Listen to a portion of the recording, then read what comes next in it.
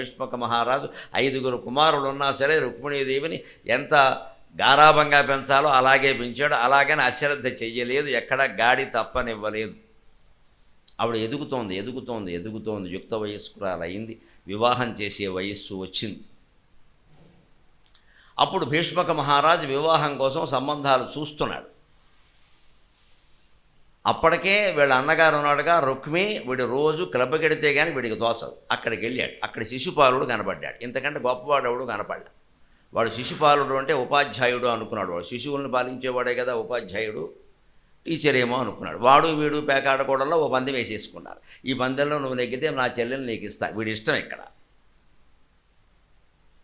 అందులో వాడు నెగ్గాడు. అక్కడ వాగ్దానం చేసేసాడు, ఇక్కడ మా చెల్లెలు నీకు ఇస్తాను. ఇక దానికి వాడు కట్టుబడి ఇంటికి వచ్చి రుక్మిణికి నేను మాట ఇచ్చేసాను, శిశుపాలుడికి ఇస్తాను, ఇక మీరు ఎవరన్నా మాట్లాడడానికి వీళ్ళ అని కంసుడు తండ్రిని శాసించినట్టే శాసించేశాడు. ఇలా శాసించచ్చా? ఆడపిల్లైనా మగపిల్లడైనా తల్లిదండ్రులు చెప్పినట్టు వినాలి, బాగానే ఉంది. ఇక అన్నగారు తోడళ్ళు మేనళ్ళు ఎవడు చెప్తే వాడు చెప్పినట్టు వింటారు. ఇక్కడ వీడెవడు మాట ఇవ్వడానికే? కనీసం అమ్మాయిని అడగాలి కదా. ఇప్పుడు ప్యాకెట్లో మాట ఇచ్చేస్తే అయిపోతుంది ఇక్కడ. అందుకే ఈ కథ నుంచి మనం గ్రహించవలసింది అదే. అనుకున్న సంబంధం ఒకటి, జరిగింది ఒకటి అనకూడదు. అనుకున్న సంబంధం తప్పుడు సంబంధం. ఎలా చేసుకుంటుంది ఆ అమ్మాయి? పైగా శిశుపాలుడి యొక్క గుణగణాల గురించి అంతకుముందే తెలుసు. భగవత్ స్వరూపుడైన కృష్ణుని గుణగణాల గురించి ఇంటికి వచ్చిన అతిథులు సైతం ప్రశంసించడం ఆవిడ వింది. ఆవిడ మనస్సు అక్కడ అంకితం అయిపోయింది స్వామికి. మరొకరిని ఎలా వివాహం చేసుకుంటుందండి? అందుకని ఏం చెయ్యాలని మదనపడి, ఇది నా జీవితం, నేను సరి చేసుకోవాలి దీన్ని. ఎందుకంటే తండ్రిని శాసిస్తున్నాడు పెద్ద అన్నగారు, వాడు కంసుడు లాంటి వాడే. వీడిని చెరసాల్లో పెట్టేం సరే రాజ్యాన్ని స్వీకరిస్తాడు. తండ్రి ఏం చేయలేకపోతున్నాడు. తల్లి ఎప్పుడూ అంతే ఏదో మాట్లాడకుండా ఉంటుంది ఆవిడ. ఇక మన జీవితాన్ని మనం నిర్ణయించుకోవాలి, మనం నిర్ధారించుకోవాలి, మనం జాగ్రత్త పడాలి దీని గురించి అని ఆవిడకి చనువున్నటువంటి ఒక 70 ఏళ్ల బ్రాహ్మణుడిని, కులపురోహితుడిని అగ్నిద్యోతనుడు అనేటువంటి బ్రాహ్మణుడిని పిలిచింది. ఒక బ్రాహ్మణుడికి నిజంగా ఉండవలసిన పేరు అగ్నిద్యోతనుడు. ఏం పేరు అసలు! కనీసం ఎవరికైనా బ్రాహ్మణులకి పిల్లలు పుడితే యజ్ఞం చేయించి ఈ పేరు పెట్టండి, అగ్నిద్యోతన శర్మ అని పెట్టండి. చాలా కొత్త మాట. రుక్మిణి కళ్యాణంలో ఉండే చాలా ప్రధానమైన పాత్ర. ఇద్దరికీ అనుసంధానం చేసింది ఆయనే. ఆయన వయస్సు 60 దాటి 70 వరకు ఉంటుంది. కులపురోహితుడు ఆయన. చనువు ఎప్పుడు ఎలా ఉంటుందంటే తల్లిదండ్రుల తర్వాత ఆడపిల్లలకి వాళ్ళకి కులపురోహితుడితో ఉంటుంది. ఇంటికి వస్తారు, వ్రతాలు చేస్తే ఆయన చనువుగా ఇంట్లోకి వెళ్ళిపోతారు ఆయన. ఎందుకంటే సత్యనారాయణ వ్రతం సామాన్లన్నీ మగాడికి చెబితే ఉపయోగం లేదు. ఒకటి తెస్తాడు, 6 మర్చిపోతాడు. అందుకే వంటింట్లోకి వెళ్ళి అమ్మా నువ్వు గుర్తుంచుకోమ్మా, తెలుసులేంటే నాకు తెలుసుగా అని చెప్పి ఆవిడ చెప్పేస్తుంది సగం. ఆ పనులు ఆడాళ్ళకే చెప్పాలి. వాళ్ళకన్నీ పసుపు కుంకుమ సహా అన్నీ గుర్తుంటాయి. ఈ మొగాడు ఏమీ గుర్తుండదు ఇక్కడ. వీడు మళ్ళీ ఫోన్లో నోట్ చేస్తారు ఇక్కడ, టిక్కు అనేది హౌస్ అంతా. వీటిని తేవలసిన సరుకులు గుర్తులేని వాడికి పద్యాలు ఏం గుర్తుంటాయని నాకు అర్థం కాదు. అవి కూడా గుర్తుపెట్టుకోవాలి. మగాళ్ళైనా ఆడాళ్ళైనా బాధ్యత. ఖచ్చితంగా ఇంట్లో సరుకులు చెబితే నేను ఎక్కడో రాసుకోవడంతో పాటు ఎప్పుడైనా బజార్కి వెళ్ళినప్పుడు ఖచ్చితంగా ఆ కాగితం మీద రాసుకున్నామని ఒకసారి రాసుకుని మరలో పడేస్తాను. మొత్తం 32 సరుకులు ఉన్నా సరే పైగా ముందు సరుకులు రాసి వాడికి సీరియల్ నెంబర్ వేస్తా. సీరియల్ నెంబర్ అంటే దుకాణాల వరసలో. జర అగ్గిపెట్టి ఇక్కడ దొరుకుతుంది, ఆనపగా ఎక్కడ దొరుకుతుంది, మళ్ళీ అక్కడికి వెళ్ళి ఇక్కడికి వస్తావా? ముందు ఇవన్నీ చూడాలి కదా. అందుకే ముందు సరుకులు రాసేసి ఓ చిన్న చీటీ మీద దాని మీద 16 సరుకులు పడతాయి ఖచ్చితంగా. అటువంటి 2 చీటీల్లో 32 ఉన్నా సరే రాసేసి వాటి క్రమసంఖ్య వేస్తా. క్రమసంఖ్య ఎలా ఉంటుందంటే దుకాణాల వరసలో ఉంటుంది. మా ఇంటి దగ్గర నుంచి కారు ఎక్కి బయలుదేరితే ముందు ఏది వస్తుంది, తర్వాత ఏది వస్తుంది, తర్వాత మళ్ళీ మొత్తం ప్రదక్షిణంగా ఇలా తిరిగి వస్తే చివరికి ఏది వస్తుంది. ఈ మొత్తానికి నాకు 3 గంటలు సరిపోతుంది ఖచ్చితంగా. కందిపప్పు మినపప్పు సహా అన్నీ నేనే తెస్తాను ఇంట్లో. For your kind information. మనలో మన మాట. ఏమీ ఆవిడ కదలాల్సిన పని ఏమి లేదు. పైగా ఆవిడ కదిలితే నాకు బెంగ ఏమిటంటే ఒకటి తెద్దామని వెళ్తారు, 4 తెస్తారు. ఎందుకు వచ్చిన గొడవ అదొకటి ఉంది లోపల. ఈ సమాచారాన్ని ఆవిడకి చేరేయకండి ఎవరో. అందుకే వద్దులే నీకు ఎందుకు శ్రమ అంటాను. అసలు విషయం ఏంటంటే ఒకటి కొనడానికి వెడితే వీళ్ళు 6 కొంటారు. అక్కడ అరకరం అమ్మయ్యారు. అక్కడ ఏవో కనపడుతూ ఉంటాయి. అవన్నీ కుదరవు. మన దగ్గర అవన్నీ ఉండవు. ఖచ్చితంగా కాగితం మీద రాయిందంటే పెన్ అంటే పెన్నే, మళ్ళీ పెన్సిల్ రాదు ఇక్కడికి. పెన్సిల్ అంటే పెన్సిలే, రబ్బర్ రాదు. రబ్బర్ నువ్వు చెప్పలేదంటే చెప్పింది ఆగదు, చెప్పంది ఉండదు. అది ఉండాలి క్రమశిక్షణ. అది ఖచ్చితంగా రాసుకుని వరుసలో పెట్టేసుకుంటే మళ్ళీ కారులో అలా తిరిగి వచ్చేలోగా 30 సరుకులు ఉండినాయి, 40 సరుకులు ఉండి మొత్తం ఉన్నాయి. అందులో బ్యాంకు పనులు ఉంటాయి, బజారు పనులు ఉంటాయి, ఎవరినో కలవాల్సిన పనులు ఉంటాయి, కూరగాయలు సహా సమస్తం ఉంటాయి. అవుతాయి, అన్ని పనులు అవుతాయి. నెలకు 2-3 సార్లు తిరిగితే మనకి బయట తిరిగినట్టుగా ఉండదు. ఆ దుకాణాల వాళ్ళందరూ దర్శనం లభించింది గురువుగారిని సంతోషిస్తున్నారు. మరీ మంచిది. మీరు వచ్చారంటే స్వయంగా నేను తిన్నాడు స్వయంగా మహాసహస్రవధాన్ని అయితే మొహం కడుక్కోడా అంటాను నేను. ఆ కూరలు తినేది నేను కదా, అవన్నీ మరి నేను వెళ్ళకపోతే ఎవరు పెడతారు? మంచిది, ఎవరు బాధ్యత వాళ్ళు. వచ్చాక ఆ సరుకు బాగుందా లేదా, ఆవిడ అబ్బో పెద్ద చీఫ్ ఇన్స్పెక్టర్, ఏ ఫుడ్ ఇన్స్పెక్టర్ ఆవిడ ముందు పనికిరాడు. ప్యాకెట్ ఇలా చూసి తీసేస్తారు, భారత్ ఇది పనికిరాదు, అందులో కల్తీ ఉండడానికి వెళ్ళేది, చిన్న పురుగు రావడానికి వెళ్ళేది ఏమీ ఆ విద్య వాళ్ళకి వచ్చి అది వాళ్ళకు వదిలేసాం. అది నాకు తెలియదు. తేవడం తెచ్చేయాలి, శ్రమ తగ్గింది కదా. ఇది గుర్తుపెట్టుకోవడం కూడా ధారణేనండి. పద్యాలు అనేటి ఎంతసేపు ఇక్కడ పద్యాలన్నీ గుర్తుపెట్టుకుని ఇంట్లో పనులు చేయలేదు అనుకో, ఇరుక్కి శ్రీ మహాలక్ష్మి పొరుక్కి పేడదేవత అని ఏదో అంటారు ఇక్కడ. అదే పొరుక్కి శ్రీ మహాలక్ష్మి, ఇరుక్కి పేడదేవత. ఊళ్ళో వాళ్ళకి అన్నీ చెబుతారు, ఏంటో ఏమీ గుర్తుండవు. అంటే ఇంకెందుకు ఇక్కడ, ఇదో డిస్క్వాలిఫికేషన్, అనర్హత. అని జ్ఞాపక శక్తి అన్నాక అన్నింట్లోనూ మనకు ఉండాలి. చిన్న చిన్న విషయాలు కూడా అవసరమైన గుర్తుపెట్టుకోవాలి, లేని వదిలేయచ్చు. అంచేతన పిల్లల్ని పెంచేటప్పుడు ఈ సరుకులు చెప్పి రాసుకోకుండానే ఒకసారి రాసి చూసుకుని కంఠస్థం చేసుకోవాలి. జాగ్రత్త కోసం జేబులో పెట్టుకోవచ్చు కాగితం కావాలంటే. అలా అలవాటు చేస్తే వాళ్ళకి జ్ఞాపక శక్తి పెరుగుతుంది, పరీక్షల్లో అది ఉపయోగిస్తుంది. అలాగా వచ్చిన వాళ్ళు గుణగణాలు చెబుతుంటే వింది ఆవిడ. అగ్నిద్యోతనుడు అన్న బ్రాహ్మణుడిని పిలిచింది. అగ్నిలాగా ప్రకాశిస్తాడనమాట. మరి 3 పూట్ల అగ్నిహోత్రం చేసే బ్రాహ్మణుడు అగ్నిద్యోతనుడే కదా. ఆయన్ని పిలిపించి, స్వామి నాకు తండ్రి లాంటి వారు, మీరు నాకు ఉపకారం చెయ్యాలి. ముఖ్యంగా మా అమ్మకి నాన్నకి అంతకంటే ముందు మా పెద్దన్నయ్యకి ఈ విషయం తెలియనీకండి. అందుకే చనువుగా చెప్పింది ఆయనతోటి. నీకెందుకమ్మా, నేను చూసుకుంటాను, నీ మనస్సు ఏమిటో నాకు అర్థమైంది తల్లి, చెప్పమన్నాడు. నాకు కృష్ణ పరమాత్మని పెళ్లి చేసుకోవాలని ఉంది, అందుకని ఆయన దగ్గరికి ఈ ప్రేమ సందేశాన్ని పంపించాలి, మీరే తగినవారు అని చెప్పింది. సాధారణంగా మన వాళ్ళు లవ్ అఫేర్లో పడిన వాళ్ళు ఎవరి చేత పంపిస్తారండి? ఏ బాధ్యత లేని రోడ్డు రోమిజో ఇంకొకడు ఉంటాడు, వాడి చేత పంపిస్తారు. వీడు వెళ్ళి వీడి పంపినవాడు చెప్పల మాటలు మానేసి వాళ్ళు లైనేస్తాడు అక్కడ వ్యధవేషాలు. వీడు చేసే వ్యధవ. ఆ వయస్సు వాళ్ళని ఎప్పుడూ పంపకూడదు రాయబారాలకి. ఆడపిల్లైనా మగపిల్లడైనా పెద్దవాళ్ళని పంపిస్తే అవతల వాడికి కూడా బాధ్యత ఉంటుంది. వాడు మాట తప్పుడు. పెద్ద ఆయన వచ్చాడు 60 ఏళ్ళ ఆయన. అందుకని ఆవిడ ఔచిత్యంతో ఆలోచించింది. రోడ్డు మీద ఎవరో కనపడగానే పంపేలేదు, వరుసకి చెల్లెలయ్యే అమ్మాయిని పిలవలేదు ఆవిడ. పంపే విధానం అది. అందుకని ఆయనకి పంపించినటువంటి ప్రేమలేఖ ఎలా ఉందో, అందులో కేవలం మానవ సంబంధమే ఉందో మాధవ సంబంధం ఉందో మనం చూద్దాం. ఏ నీ గుణములు కర్ణేంద్రియంబులు శోక దేహ తాపంబులు తీరిపోవు, ఏ నీ శుభాకారమిక్షింప కన్నులకు అఖిలార్థలాభంబు కలుగుచుండు, ఏ నీ చరణ సేవలే ప్రొద్దు చేసిన భువనోన్నతత్వంబు పొందగలుగు, ఏ నీల సన్నామమే ప్రొద్దు భక్తితో తడవిన బంధ సంతతులు వాయు, అట్టి నీ యందు నా చిత్తమనవరతము నచ్చియున్నది నీయాన నానలేదు, కరుణ చూడు మా కంసారి కలవిదారి శ్రీయుతాకార మానిని చిత్త చోరా.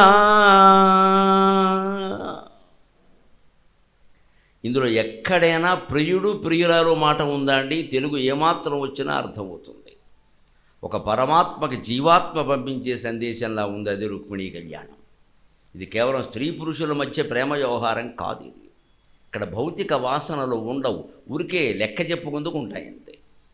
భౌతిక శరీరాలు ఉన్నాయి కాబట్టి ఉన్నదంతా ఒక జీవుడు పరమాత్మ కోసం పడే తాపత్రయం. అందుకని ఆయన వచ్చాడు. రుక్మిణీదేవి సౌందర్యవతి అని రాలేదు ఇక్కడ, ఆయన అంతకంటే సౌందర్యవంతుడు. వీళ్ళని వెతుక్కుంటూ రావాల్సిన అవసరం ఆయనకేం లేదు. భగవంతుడు ఎప్పుడు మన వెతుక్కుంటూ వస్తాడు అంటే తపన తపన తపన. నాకు నువ్వు తప్ప ఇంకేం వద్దు అంటే వైకుంఠం కాదు, కైలాసం కాదు, ఎక్కడా ఉండడమా, మన గుండెల్లోనే ఉంటాడు, అనుమానమే లేదు ఇక్కడ. అందున కృష్ణుడు చాలా స్పష్టంగా చెప్పాడు, నా గురించి ఎవరైనా 10 మందిలో చెబితే నేను వాడి గురించి దేవలోకంలో చెబుతా, నా పేరు మీద ఎవరైనా 10 రూపాయలు దానం ఇస్తే నేను దానికి వాడికి 10 రెట్లు ఇస్తా. అంతేకాదు ఉద్ధవ, ఒక్క మాట చెబుతున్నా, చివరిదైనా చిన్నది కాని మాట, నన్నెవడైనా మనస్సులో స్మరిస్తూ ఉంటే ఇంకో దారి లేదయ్యా, నేను వాడు ఉన్న చోటే ఉంటా అన్నాడు ఆయన. ఇంతకంటే ఏమైనా కావాలా? ఇంతకంటే సులభమైన ఉపాయం ఉందా? యజ్ఞాలు అక్కర్లేదు, యాగాలు అక్కర్లేదు, జాతకాలు అక్కర్లేదు, అక్షరాలు మార్చుకోక్కర్లేదు, అంకెలు మార్చుకోక్కర్లేదు, బుద్ధి మార్చుకుని భగవన్నామస్మరణ చేస్తే చాలండి, అందరం బాగుపడతాం. దీనికి ఎవడి కాళ్ళ మీద పడక్కర్లేదు, ఏ గురువు అవసరం లేదు.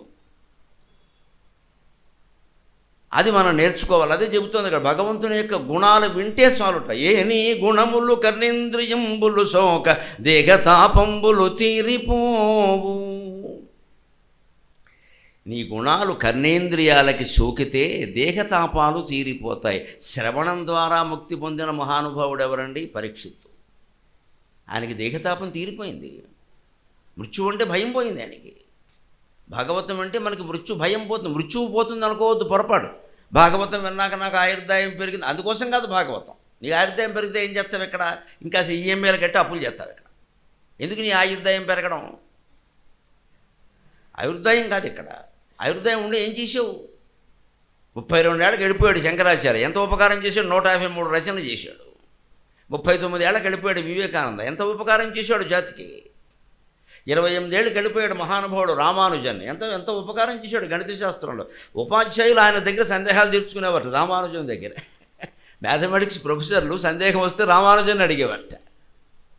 నిజంగా రామానుజనే పూర్వజన్మలో లక్ష్మణుడు ఆయన. అన్నగారి సేవ చేసిన ఫలం అలా వచ్చేసింది. అంతటి మేధావి. మరి వాళ్ళందరూ ఎక్కువ కాలాలు ఏం బతకలేదండి. అది పెద్ద సమస్య కాదు. ఇక్కడ ఎక్కువ కాలం బతికి మహానుభావులు లోకానికి మేలు చేసిన వాళ్ళు ఉన్నారు, తక్కువ కాలంలోనూ చేసిన వాళ్ళు. అంటే ఆయుర్దాయం ప్రధానం కాదు, ఏం చేసావనేదే ప్రధానం అక్కడ. అందుకే పరీక్షిత్తు 7 రోజుల్లోనే భాగవతాన్ని విన్నాడు. ఎందుకంటే 7వ రోజు చావక తప్పదు. ఆయనకి దేహతాపం ఎక్కడ తీరిపోయిందో తెలుసా? 12వ స్కంధంలో ఉంటుంది అసలైన రహస్యం. పారాయణ చేస్తే తెలియదు, ఇది అవగాహన చేసుకుంటే తెలుస్తుంది. శుకుడు కథని ముగిస్తూ పరీక్షిన్ మహారాజా అని గడియారం లేదు కానీ చూసే ఉంటాడు. బహుశా 5:30 అయింది సాయంత్రం, 6 గంటలకు సూర్యాస్తమయం అవుతుంది. 7వ రోజు, నీ ఆయుర్దాయం ఇంతే కదా, భాగవతం కూడా ముగుస్తోంది. నీకు ఒక్క మాట నేను చెబుతున్నా, నిన్ను తక్షకుడు కాటేయడం ఖాయం, నువ్వు పోవడం ఖాయం. ఇది చెప్తే మనం ఎవరన్నా వింటాం? వినకూడదు బాబు, భాగవతం ఇంటికి వెళ్ళిపోతాం, ఎందుకు వచ్చిన కూడా. పరీక్షిత్ హాయిగా విన్నాడు. ఆ జ్ఞానం అంటే అది. లేకపోతే 7 రోజులు ఎందుకు వినాలి? జ్ఞానం కలిగింది ఆయనకి. నిన్ను పాము కాటేయడం ఖాయం, 5 తలల పాము ఖచ్చితంగా కాటేస్తుంది. దశంతం తక్షకం పాదే లేలిఘానం విషాననై, దశంతం తక్షకం పాదే లేలిఘానం విషాననై న ద్రక్ష్యసి స్వం శరీరం విశ్వం చ పృథగాత్మనః. నీకు మృత్యువు తప్పుతుందని కానీ, నీకు రాజ్యం తిరిగి పరిపాలిస్తావు నువ్వని కానీ, ఆయుర్దాయం పెరుగుతుందిగా నేను ఈ భాగవతం చెప్పలా. అదే ఆశిస్తే ఓ అరగంట ముందే వెళ్ళి నువ్వు వెళ్ళిపోవచ్చు, నాకు అనవసరం కంఠశోష. ఆవు పాలు పితికినంత కాలం తప్ప, గోదోహన కాలం పావుగంట సమయం తప్ప ఎక్కడా ఉండని నేను నీ కోసం ఆగాను అంటే నా తండ్రి ఆజ్ఞ, నా తండ్రి ఆజ్ఞ. ఆయన రాసిన భాగవతం లోకానికి అందాలి, అందుకోసం చెబుతున్నాను. పితృణం తీర్చుకుందుకు నేను ఈ పని చేస్తున్నాను. నీ నుంచి నేను ఆశిస్తున్నది ఏమిటంటే జ్ఞానం. నీకున్నా లేకపోయినా మంచిది. నేను చివరి మాట చెబుతున్నా, నిన్ను తక్షకుడు 5 తలలతో వచ్చి భయంకరంగా కాటు వేయడం ఖాయం, అందులో తేడా లేదు. ఇక దశంతం తక్షకం పాదే లేలిహానం విషాననై. సంస్కృతంలో ఎంత గొప్ప పదాలు ఉంటాయో. పాముని లేలిహానహ అంటారంటే ఈ 4 లేలి లేలి లేలి లేలి, అది లేలిహాన. దాని పాము 4 చూడండి, ఇలా లేలి లేలి లేలి లేలి అంటే దాన్ని చూస్తేనే మన ప్రాణాలు పోతాయి.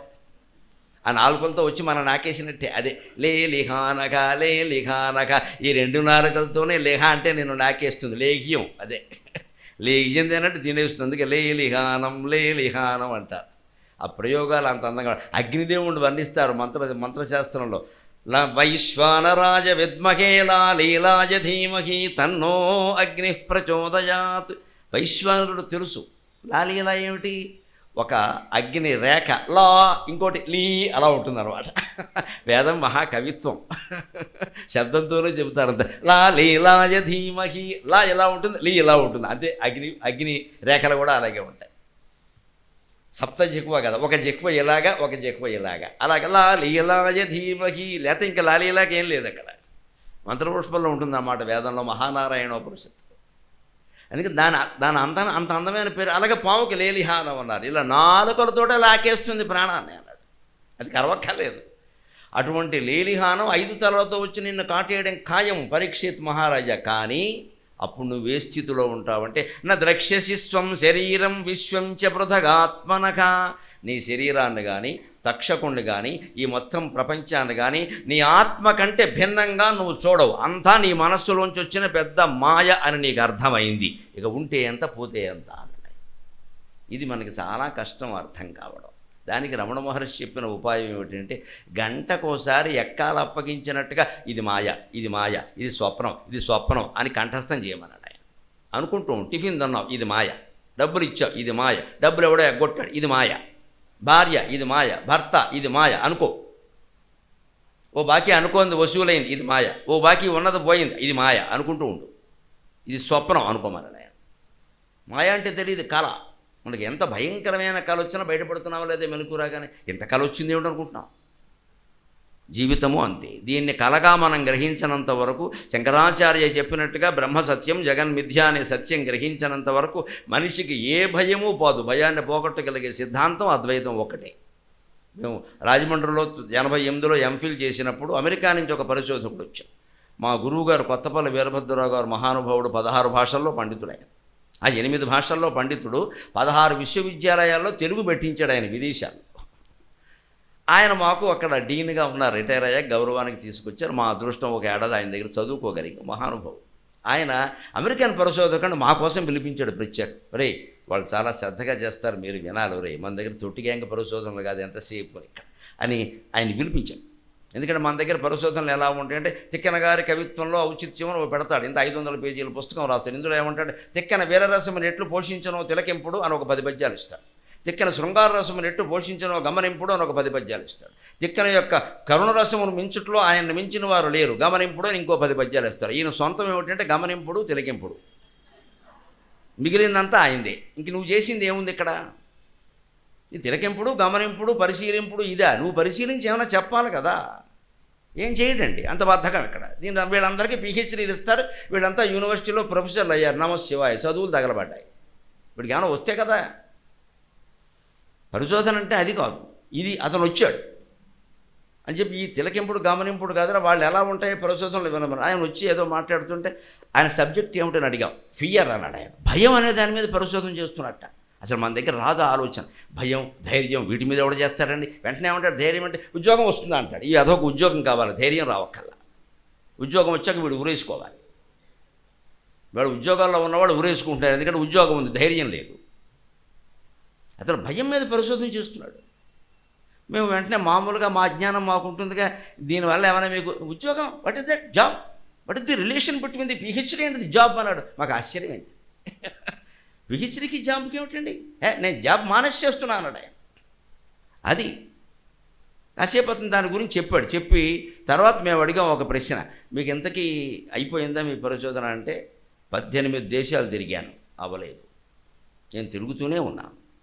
ఈ దేశంలో కేరళలో శంకరాచార్య సిద్ధాంతంలో మాత్రమే నాకు సమాధానం దొరికింది. దాంతో అయిపోయింది నా పరిశోధన.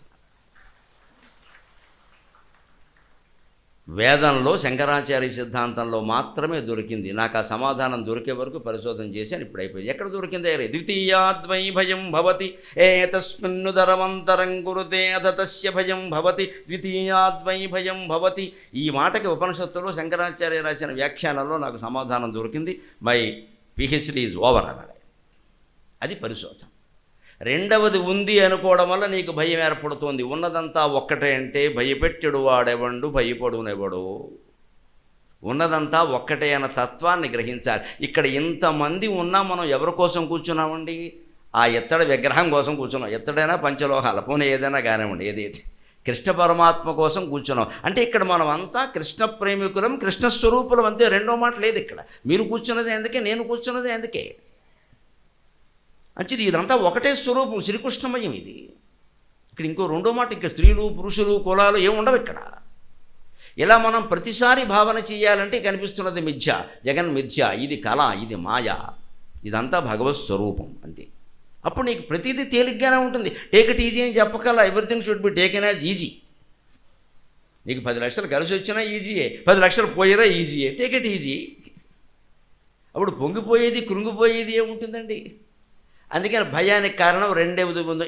ఏతస్మిన్ను దరమంతరం కురితే, వేదం చెబుతున్నమాట. ఈ మొత్తం సృష్టిలో దరం, దరస్వల్పే శుభ్రే అంటారు. దరం అంటే అల్పం. కించిత్తు భేదం కూడా నువ్వు చూశావు దేనికైనా అంటే జీవుడికి దేవుడికి కానీ, జీవుడికి ప్రకృతికి కానీ, ప్రకృతికి దేవుడికి కానీ, మనిషికి కానీ ఎక్కడైనా కించిత్తు భేదం నువ్వు చూసావంటే అదతస్య భయం భవతి, నువ్వు భయపడి తీరతావు. రెండోది, నీకంటే పెద్దది కావచ్చు, నీకంటే 4 తలలు ఉండొచ్చు, నీకంటే భయంకరంగా ఉండొచ్చు, నువ్వు అది ఒకటే అంటే నేను ఇక్కడ ఒక తలకాయతో ఉన్నా అక్కడ 2 తలకాయలు ఉన్నాయి, అంతే తేడా అని గ్రహిస్తే భయపడే సమస్య. సరిగ్గా అది భాగవతంలో ప్రతిబింబించింది శుకుని మాటల్లో. ఏమంటున్నాడు ఆయన? నా ద్రక్ష్యసి స్వం శరీరం విశ్వంచ పృథగాత్మనక, నీ శరీరాన్ని కానీ ఈ విశ్వాన్ని కానీ ఆత్మనః పృథక్ నా ద్రక్ష్యసి, నీకంటే అవి భిన్నంగా ఉన్నాయని నువ్వు అనుకో. నువ్వు పడుకున్నాక కలగన్నప్పుడు నీకు పాములు వచ్చాయి, తేళ్ళు వచ్చాయి, మీ ఆవిడ వచ్చింది, మీ ఆయన వచ్చారు, పిల్లలందరూ వచ్చారు, మెలకు రాగానే మొత్తం మాయమయ్యారు. ఈ తెల్లారాక ఉంటున్న వాళ్ళు కూడా మాయే, అంతకంటే అప్పుడు ప్రతిదీ తేలిగ్గా ఉంటుందండి. ఖచ్చితంగా మన కర్తవ్యం ఏదో మనం చేస్తాం నిమిత్త మాత్రంగా. అదే దేహతాపంబులు తీరిపోవి. ఒక్క వాక్యం చాలండి రుక్మిణీ కళ్యాణంలో నిజం చెప్పాలంటే. దేహతాపాలన్నీ తీరిపోతే ఇంకేం ఉండదండి ఇక్కడ. ఏనీ శుభాకారమీక్షింప కన్నుల కఖిలార్థలాభంబు కలుగుచుండు. భగవంతుని యొక్క దివ్యమంగళ స్వరూపాన్ని ద్వాపరయుగంలో చూడగలిగారు. మనకు ఆ అదృష్టం లేదు. ఇది మాత్రం దివ్యమంగళ స్వరూపం కాదా, అంత అలంకారం చేసి అక్కడ పెట్టాము. దీన్ని చూస్తూ కూర్చోవాలమ్మా, నేను మొత్తుకుంటున్నదంతా అంతే. దయచేసి అలంకారాలు చేయకండి, పంచెలు కట్టకండి, దండలు వేయకండి, ఏం చేయకండి. ఈ సభల్లోనూ దేవాలయాల్లోనూ వేరు, ఉత్సవాల్లో చేస్తారు మర్యాద. ఇంట్లో చేయకండి అవన్నీ. ఒట్టినే కృష్ణ విగ్రహాన్ని అలా ఉండనండి. నెమలి పింఛం కూడా మీరు పెట్టకండి, అది కోడీకలా ఉంటుంది. ఈ మధ్యన సినిమాలో చూశాను నేను, కృష్ణుడిని చూపించా, హీ బాబోయ్ వీడు కృష్ణుడా కిట్టిగాడా అనుకున్నాను. ఓ కోడికి పెట్టారు కృష్ణుడిని నెత్తి మీద. దర్శకుల వారి ప్రతిభ. ఎవరినో పెద్దవాడిని చేయడం కోసం వీళ్ళని తక్కువ చేసేయడం. ఇక్కడ కృష్ణుడి నెత్తి మీద కోడిక. మన పురాణాలు అర్థం చేసుకోవాలని కృష్ణ పరమాత్మ దివ్యమంగళ స్వరూపుడు. కేవలం విగ్రహం కేసి మీరు చూస్తూ ఉండండి, ఎన్ని గంటలైనా చూడగలరండి, అనుమానం లేదు. చూడడం అభ్యాసం చేయండి. దర్శనం అంటే అదే. గుళ్ళో దర్శనం మనకు అంతసేపు దొరకదు, తిరుపతిలో అసలే దొరకదు, ఇక్కడ దొరుకుతుందిగా. ఇటువంటి విగ్రహాలు మీ ఇళ్లలో లేవా? దాని ముందు కూర్చొని కాఫీ తాగండి అమ్మా, శంకొద్దు. కృష్ణుడు ముందు కూర్చొని కాఫీ తాగచ్చే, విషం కాదుగా, తాగు. నువ్వు కాఫీ తాగే వంకన ఆయన చూడు.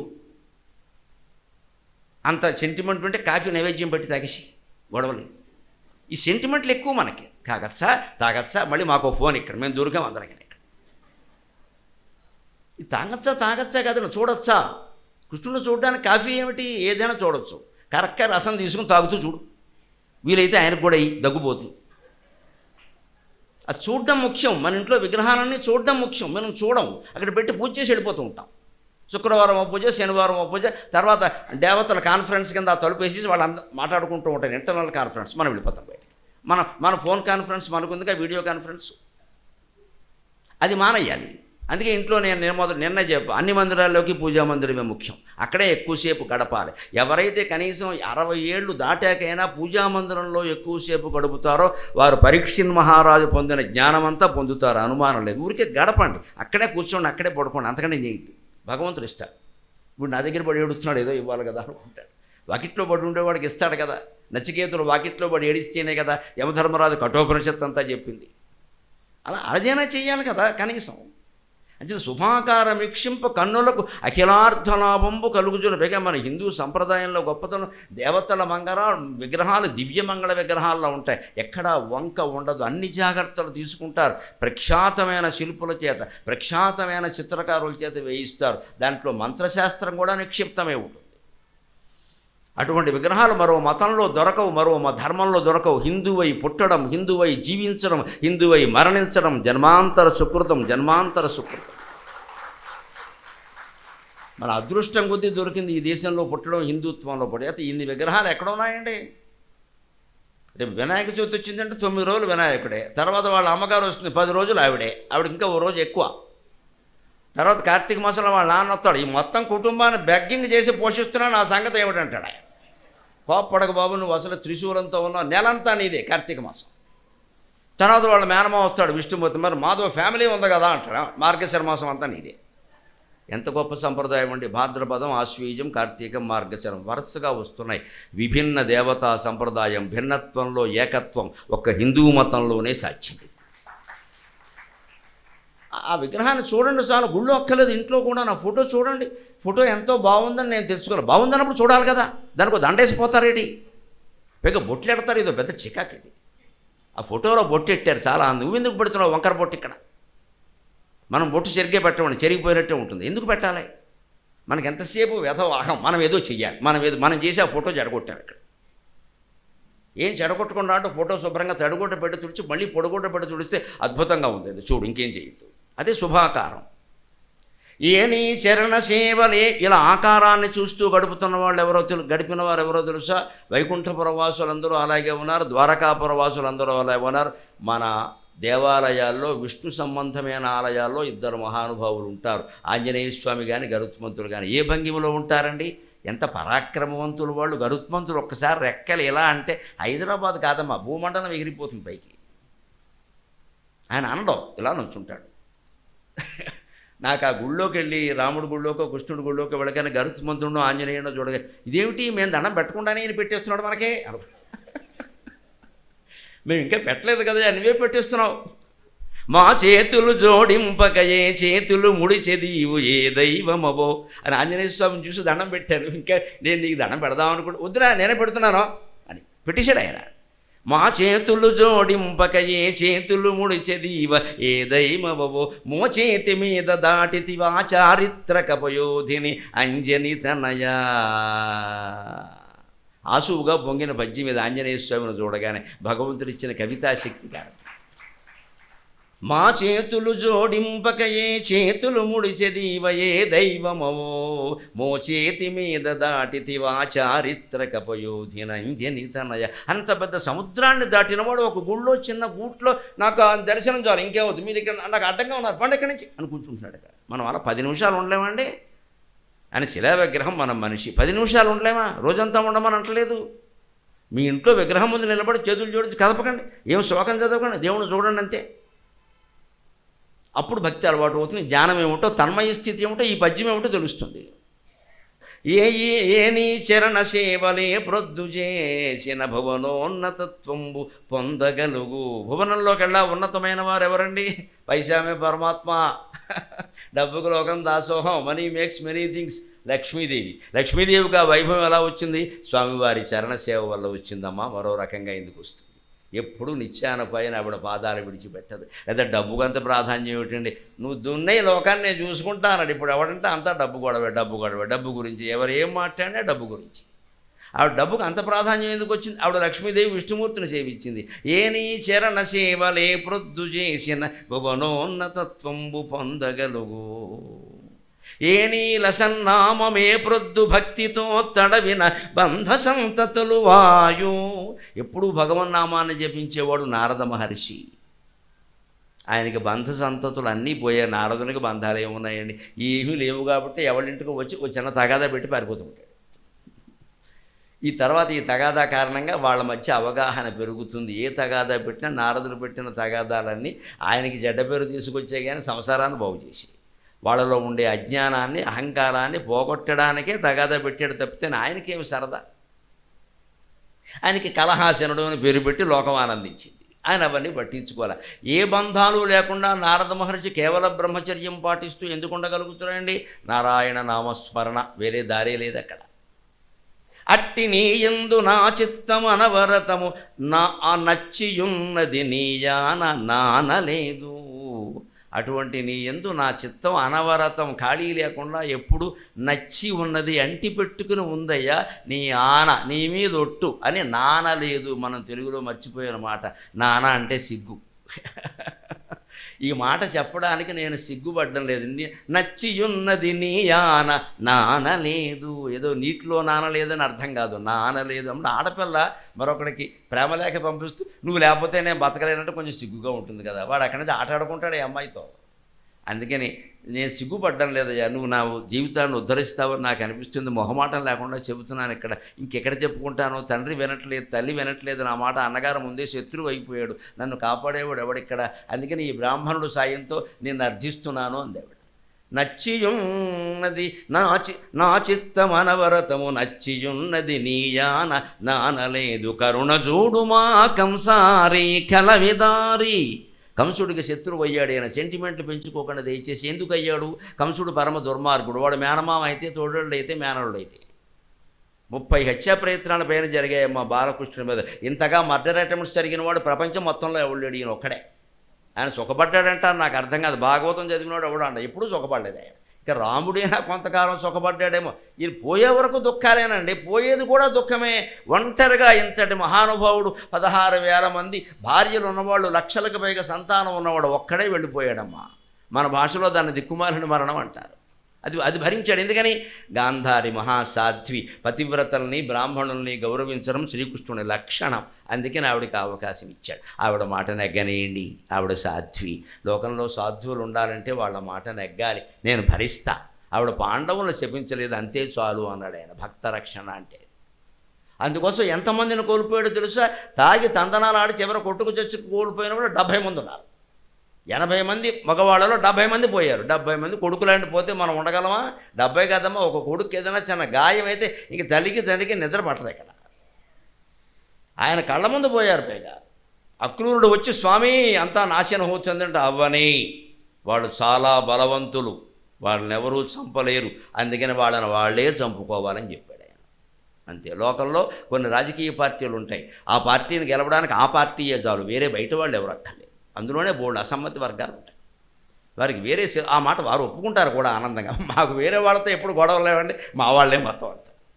ఇక పేరు అనవసరంగానే ఉన్నాయి కొన్ని పార్టీలు. వారికి బయట పార్టీలు అక్కల, వారిలోనే 16 ముఠాలు ఉంటాయి, అవి వారి సంగతి తేల్చేస్తాయి. ఇది కూడా అటువంటి ముఠాయే.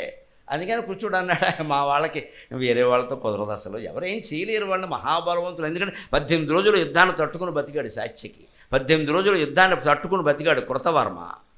ఈ మామూలు వీరులు అవ్వాడు. సాత్యకు యుద్ధం చేసిన ద్రోణాచార్యుడు లాంటి వాడు వణికిపోయాడు. దుర్యోధనుడు, దుశ్శాసనుడు అందరూ పరుగులు పెట్టారు. మరో అర్జునుడు అన్నారు, అర్జునుడు శిష్యుడు. ఆయన శిష్యుడు ఎలా ఉంటే గురువు ఎలా ఉంటాడు అన్నాడు. దుశ్శాసనుడు పరిగెత్తుంటే ద్రోణాచార్యులు ఆక్షేపిస్తాడు, ద్రౌపదీదేవిని ఆక్షేపించినట్టు లేదా, సాత్యకిని తట్టుకోలేకపోతున్నావు, అర్జునుడు ఎలా తట్టుకుంటావు అంటాడు.